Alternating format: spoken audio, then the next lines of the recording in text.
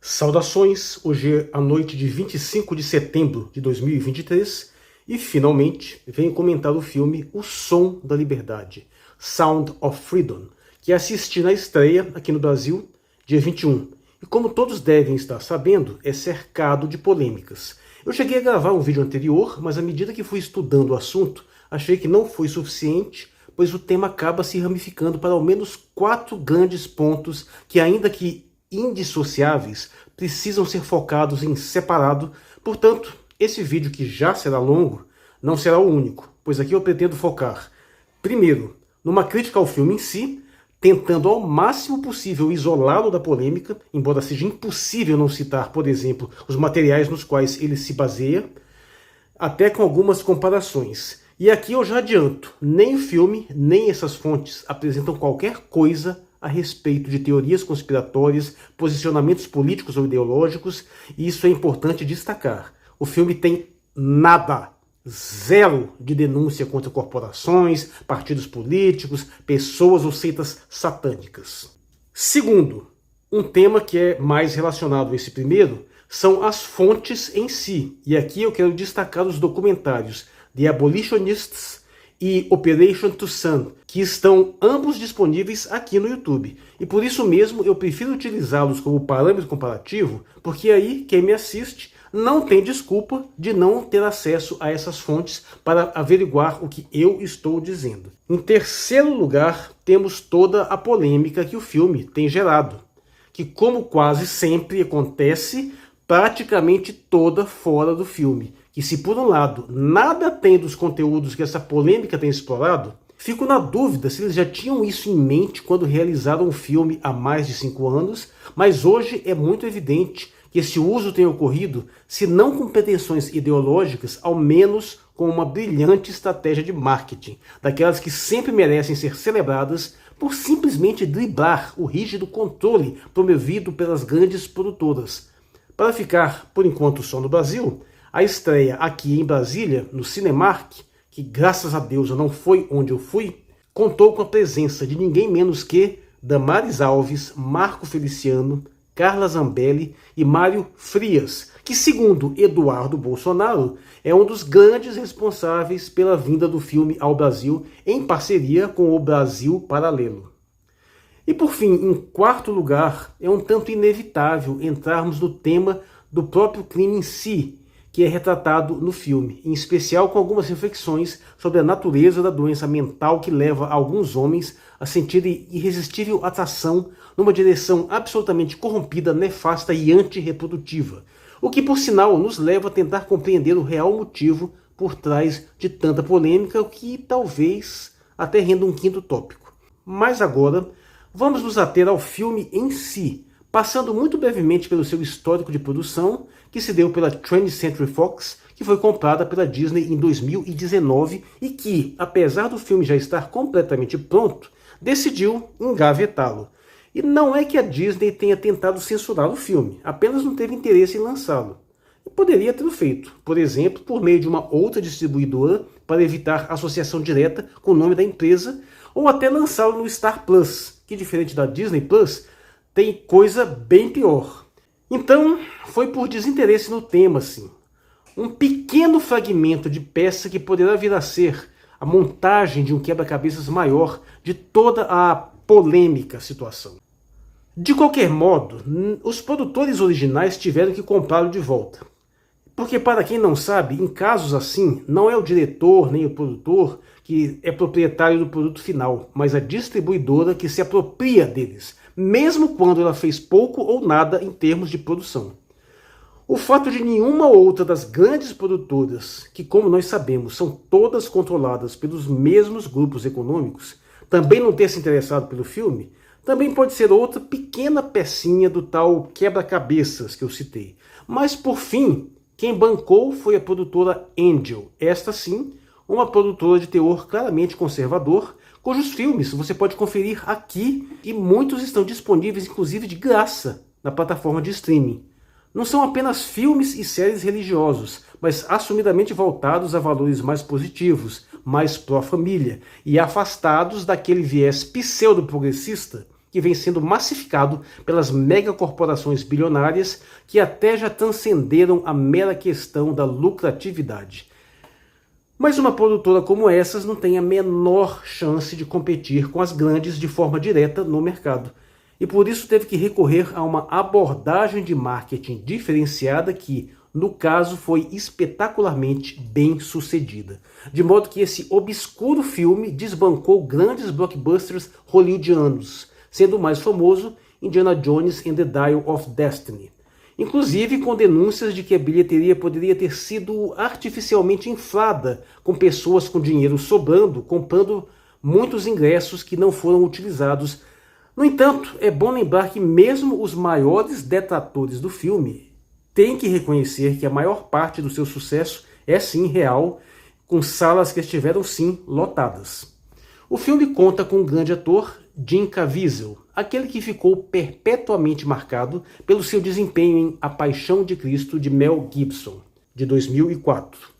Mas eu conheço Jim Caviezel também de uma série de TV que eu já comentei inúmeras vezes aqui neste canal, que é a interessantíssima Person of Interest, que lida com o tema da vigilância secreta e ostensiva de detalhes das vidas privadas dos cidadãos por meio de um super sistema de inteligência artificial, e que durou 5 temporadas. Mas para não ficar na figura carimbada que todos citam, e na figura carimbada que eu cito, destaco também o filme Outlander, de 2008, uma ótima ficção científica onde Jim Caviezel interpreta um extraterrestre que se infiltra entre os povos vikings do ano 700, caçando uma criatura alienígena que passa a ser vista como um dragão. Uma das cenas mais impressionantes é quando ele conta para uma nativa a história e tragédia pessoal dele, e o texto sugere que ela interpreta como se fosse apenas uma aldeia, algum local parecido com o que ela conhece. Mas as imagens mostram um outro planeta, naves espaciais, tecnologia avançada, uma cena muito poética. Mas, sobre Sound of Freedom, lembremos que o filme é baseado em fatos reais, mas como sempre, de forma romanceada e com diversas alterações estilísticas e narrativas, além dos inevitáveis exageros. Porém, é preciso deixar claríssimo que não é um filme de ação.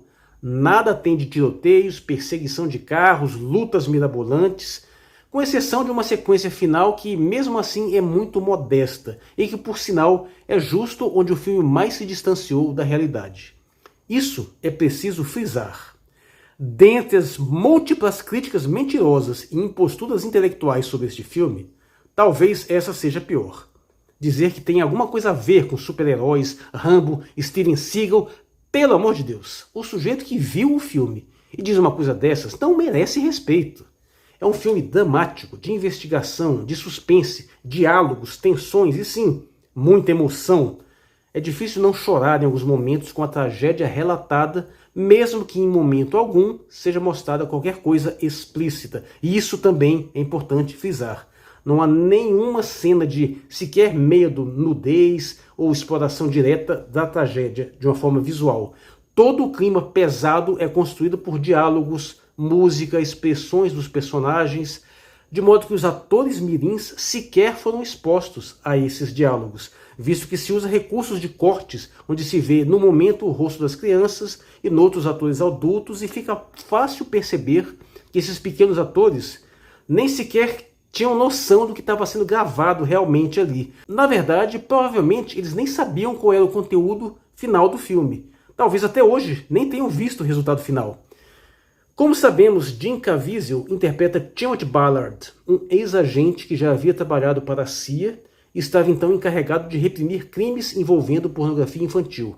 E se você acha que o ator não se parece nada com o homem real que inspirou o personagem, entenda que foi o próprio Tim Ballard que quis que Caviezel o interpretasse, lembrando que ambos são cristãos e bem comprometidos com a fé.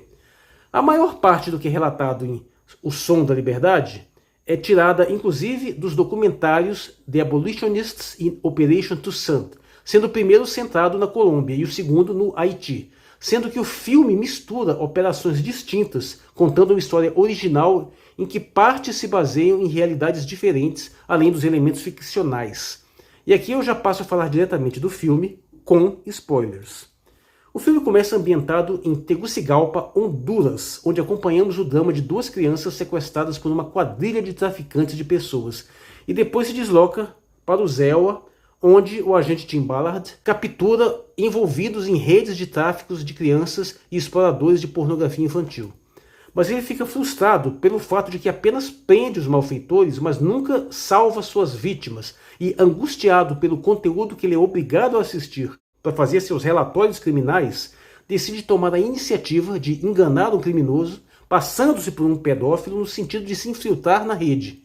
Um dos resultados dessa operação acaba sendo justamente o resgate de uma das crianças que havia sido sequestrada logo no comecinho do filme. E é a partir daí que ele decide ir mais longe e agir fora dos Estados Unidos, em operações que na realidade foram promovidas pela Operation Underground Railroad, que é a organização criada por Ballard, que no entanto não é citada no filme. A narrativa retratada em si não é real, mas uma construção que mistura elementos reais numa ficção realista baseada nos fatos vividos por Ballard. E durante a maior parte do tempo, o filme é bastante fiel ao conteúdo dos documentários, tanto neste primeiro ato, já citado, quanto no segundo, que envolve a operação na cidade de Cartagena, Colômbia, onde ele conhece um ex-operador financeiro de cartéis de drogas que, por consciência pesada, passou a trabalhar no resgate de vítimas de tráfico de pessoas, além de policiais colombianos e outros operadores privados que ele angariou. O caso do ex-contador que lavava dinheiro do narcotráfico é particularmente interessante. Ele é uma pessoa real cujo codinome era Batman e que gera até alguns trocadilhos curiosos do tipo Batman salva crianças na Colômbia. E acho que foi por isso que decidiram no filme alterar o codinome dele para Vampiro. Também tem destaque uma ex-Miss Beleza que realmente foi presa por envolvimento em tráfico de crianças, sendo um chamariz para atraí-las com promessas de estrelato na TV, como se vê já na primeira cena do filme. Mas é no terceiro ato que surge a maior parte dos problemas, visto que este, por sua vez, como o próprio Timothy Ballard fez questão de deixar claro, nada tem de fundamento na realidade, e é justamente onde ocorrem os maiores exageros. É quando o protagonista decide se infiltrar numa selva dominada por guerrilhas de narcotraficantes para resgatar a irmã do menino que ele salvou no primeiro ato. Um local onde nem a polícia nem o exército colombiano podem entrar. E para se ter uma ideia do quanto o filme preferiu fugir de possíveis debates ideológicos políticos, em nenhum momento se menciona os nomes dessas guerrilhas.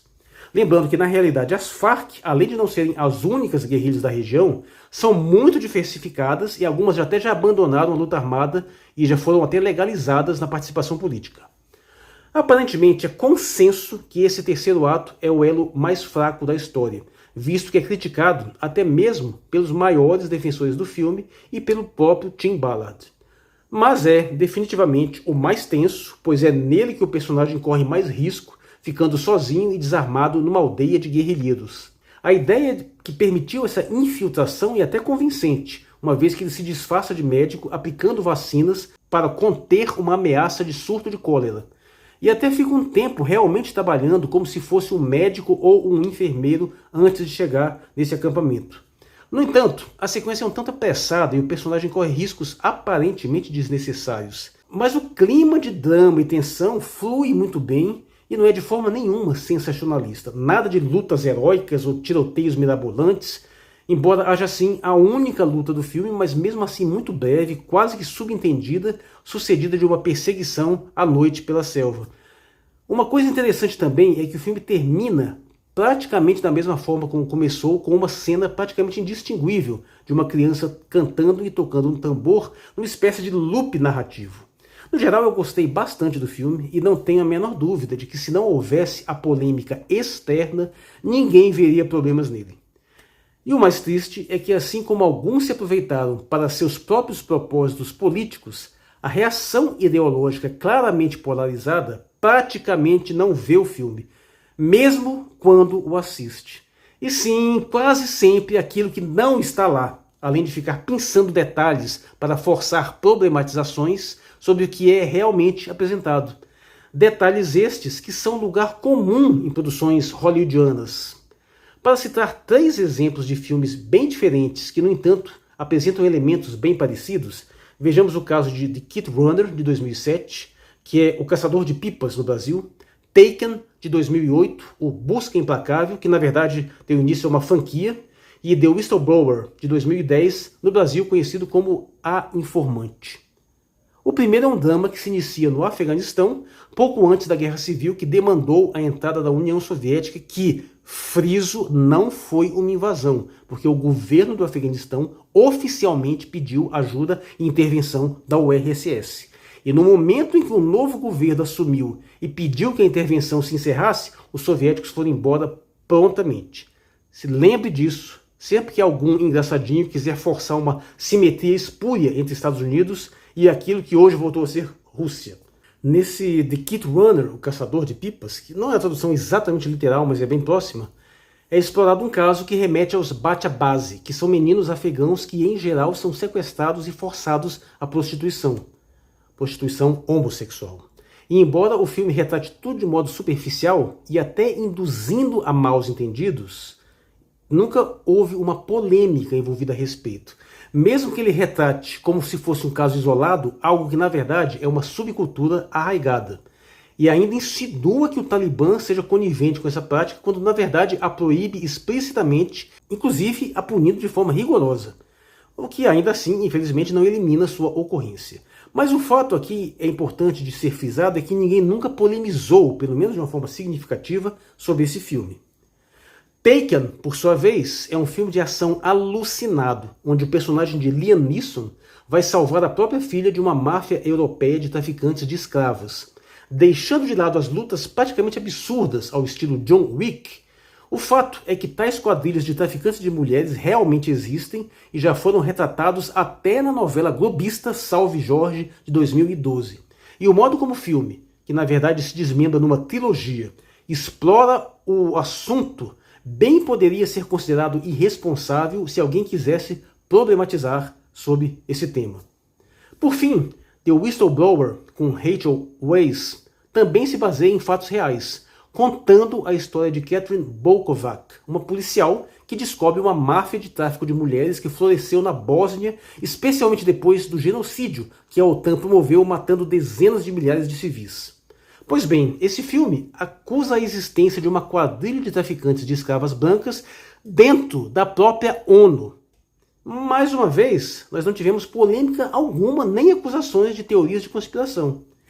Eu entendo que esses 3 filmes são mais antigos e que as contendas ideológicas sobre a mídia audiovisual só se intensificaram recentemente, mas o que eu quero apontar aqui é que O Som da Liberdade não só não faz nada essencialmente diferente do que sempre se fez em Hollywood, como até mesmo faz de uma forma bem mais modesta. E se mistura o tema tanto de meninos que são forçados ao abuso homossexual, que se vê em Caçador de Pipas, quanto as quadrilhas que raptam moças para forçá-las à prostituição, como se vê em Taken e The Whistleblower, A Informante, por outro lado, ele nem passa perto de insinuar algo contra alguma instituição, grupos políticos, empresas e pessoas, nada.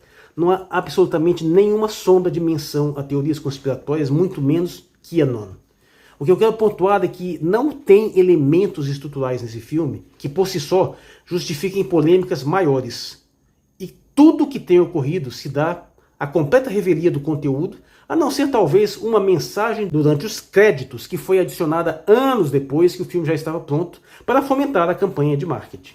Isso, porém, não impede os problemas, estes sim estruturais, que podem e devem ser apontados, em especial algumas peças narrativas. Não ficou claro como ocorreu a liberação do criminoso no início do filme e qual era o status da operação de infiltração que ele promoveu. E menos ainda porque de repente ele precisou prender de novo o criminoso de uma forma meio espetacular. Ocorre que isso, porém, é extremamente comum em filmes desse tipo, exigindo que o espectador pense para preencher as lacunas por si próprio. Não chega a haver nenhum absurdo, mas o filme que se propõe a ser mais realista merecia ser um pouco mais cuidadoso com alguns detalhes. Embora esse caso específico, ainda no começo do filme, seja o mais grave, situações similares assim se repetem posteriormente. Eu fiquei especialmente incomodado com a interpretação de José Zuniga, que faz o pai das crianças sequestradas logo no começo. Ele é estranhamente frio no momento em que recupera seus filhos, quase não passando emoção nenhuma, enquanto Jim Caviezel, apenas observando a cena, fica com toda a carga dramática do reencontro. Outro personagem que, embora no geral seja ótimo, ele possui uma apresentação um tanto estranha. Ele é interpretado pelo Bill Camp e é o tal do vampiro, que é introduzido no segundo ato de uma forma um tanto confusa, como se quisesse passar uma má imagem do personagem, fumando, bebendo, conversando de uma forma grosseira, dando a impressão que a ideia era que ele já estivesse se passando por um dos traficantes de crianças, quando na realidade ali ele já sabia quem era o Tim Ballard, e que esse estava numa operação para desbaratar a quadrilha. Então eu achei estranha essa apresentação inicial dele. Aliás, eu friso também um outro ponto, voltando ao começo do filme, que é que quem for assistir sem informação nenhuma, provavelmente vai pensar por um momento que o personagem do Caviezel realmente é um pervertido, pelo modo como ele se aproxima do criminoso que capturou para se infiltrar na quadrilha. De qualquer modo, se por um lado essas aparentes mudanças podem soar estranhas a um público menos alerta sobre o teor do filme, por outro dão excelente oportunidade de atuação, mostrando a versatilidade dos atores. O que mais uma vez corresponde à realidade, visto que o Timothy Ballard, por mais que repudiasse os crimes que combatia, tinha que se passar por um criminoso para se infiltrar entre eles, sendo obrigado a simular fascínio, alegria com as asquerosas conversas que ele precisava ter. Por outro lado, apesar de dar também impressionante atuação dos atores mirins principais, algumas reações das crianças recém-libertadas são um pouco inverossímeis, como se elas muito rapidamente compreendessem a situação e já se alegrassem e até cantassem, se esquecendo do trauma, quando na verdade, em situações como essa, pode-se esperar de tudo.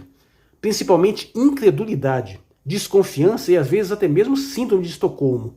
Mas o problema maior está mesmo na sequência final. E aqui eu friso spoilers bem maiores. Então pule para esse tempo aqui, caso você não queira ouvir. Pois bem, uma vez disfarçado de médico, ao chegar na aldeia com caixas cheias de vacinas, o personagem sequer simula aquilo que diz que faria, e o roteiro opta por um encontro precipitado com a menina que ele foi resgatar. Eu até digo como é que seria uma abordagem melhor, que duvido que alguém discorde. Ele deveria solicitar ao líder do acampamento que trouxesse todas as crianças do local, porque elas deveriam ter prioridade nos exames. E aí, examinando uma por uma, ele certamente ia achar a menina. Por fim, também foi estranho que ele não simplesmente golpeou a nuca do traficante, em vez de se envolver numa arriscada luta, e por fim, eu acho que essa sequência do acampamento guerrilheiro merecia ser muito mais bem explorada, porque tem coisas muito interessantes ali. Até para preencher algumas lacunas. Por exemplo, eles não pensaram no estrago que uma operação dessas podia fazer na saúde pública local, colocando em suspeita todos os médicos que viessem a perambular por lá posteriormente? Bem, ainda assim, nada disso tira os méritos do filme, que comove e impressiona por aspectos técnicos impecáveis, uma excelente fotografia e uma trilha sonora muito envolvente. Por fim, eu também preciso frisar outra acusação. Essa não é exatamente polêmica, mas errônea. A de que seria um filme de teor religioso. Não é. Tem apenas 3 ou 4 frases isoladas dos personagens que revelam alguma fé e perfeitamente orgânicas, como uma em que um deles diz que estava prestes a suicidar e de repente sentiu a voz de Deus, ou a frase como se fosse um slogan do personagem principal de que as crianças de Deus não estão à venda. Mas dificilmente alguma pessoa vive um dia movimentado sem ouvir coisas parecidas de diversas pessoas ao redor.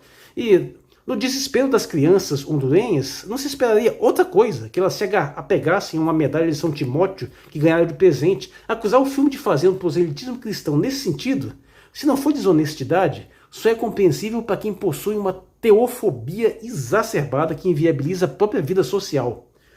Com relação aos pontos altos do filme, além da impressionante atuação dos atores principais, incluindo as crianças, é preciso destacar o simples tema em si, que, como é dito no próprio filme, e isso é verdade, é tão horrível que as pessoas até evitam pensar nele.